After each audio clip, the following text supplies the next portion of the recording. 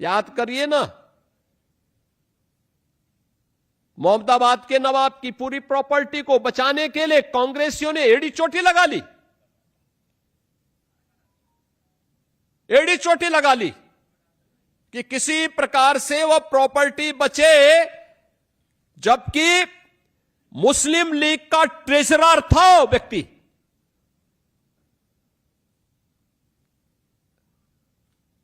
देश की आजादी के खिलाफ और भारत के विभाजन के लिए जिम्मेदार व्यक्ति के नाम पर विश्वविद्यालय बनाने वाले व्यक्ति को समाजवादी पार्टी आज पैरोकार बनती है कि हम आएंगे तो उसको गृह मंत्री बनाएंगे।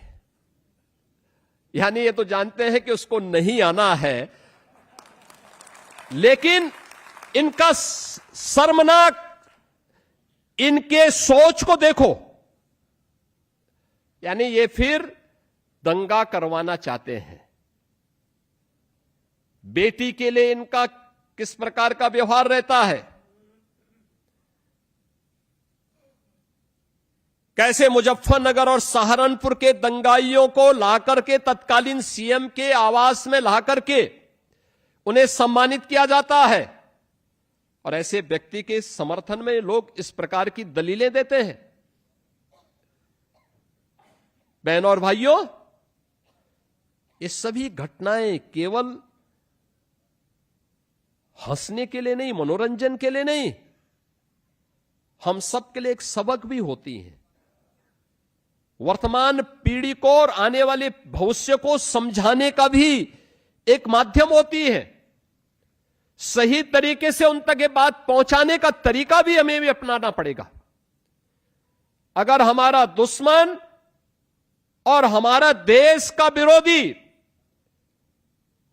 उस प्लेटफॉर्म का दुरुपयोग करके भारत के खिलाफ अव्यवस्था और अराजकता पैदा करने का प्रयास कर रहा है, तो क्या हमारी कोई जिम्मेदारी नहीं बनती है? एक नागरिक के रूप में हम भी अपने दायित्वों का निर्वहन कर सकें। आज अगर हम सुरक्षित हैं, आज देश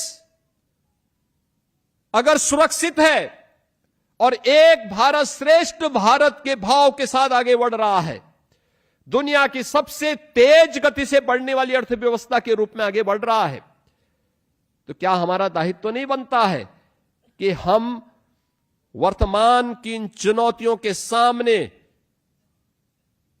जो हमारे इस विकास की यात्रा में और ये जो श्रेष्ठ होने के भाव के मार्ग में अवरोधक हैं, इनको अवरोधक को हटाने के लिए हम भी अपने तरीके से अपना योगदान दें। ये केवल सरकार के भरोसे ही होगा। एक नागरिक के रूप में हमारा कर्तव्य क्या बनता है, और उस नागरिक के रूप में अपने कर्तव्यों का निर्वहन करते हुए हम सभी को अपने दायित्वों के निर्वहन के लिए सदैव सजग होना होगा,